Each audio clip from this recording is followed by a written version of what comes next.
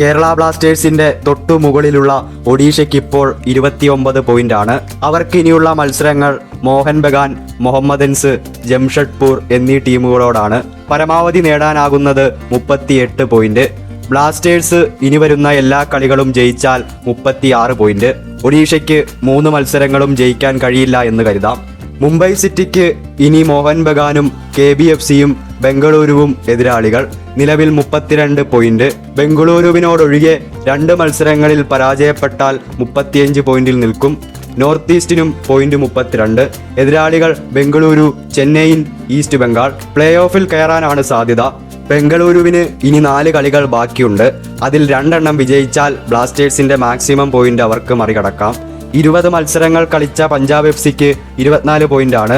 അവർ winning streak നടത്തില്ല എന്ന് assume ചെയ്യാം. ഇനി വരുന്ന 4 മത്സരങ്ങൾ KBFC വിജയിച്ചാൽ പ്ലേ ഓഫ് സാധ്യത ഉണ്ട്. എന്നാൽ ഒരു തോൽവി പോയിട്ട് ഒരു സമനില പോലും ഈ സീസണിലെ പ്രതീക്ഷകൾ അവസാനിപ്പിക്കും. ബ്ലാസ്റ്റേഴ്സ് 4 മത്സരങ്ങളും ജയിച്ചാൽ Mohun Bagan, Goa, Jamshedpur, north east, Bengaluru, Kerala Blasters എന്നീ 6 ടീമുകൾ കപ്പിനായി മത്സരിക്കും എന്ന് വിചാരിക്കുന്നു.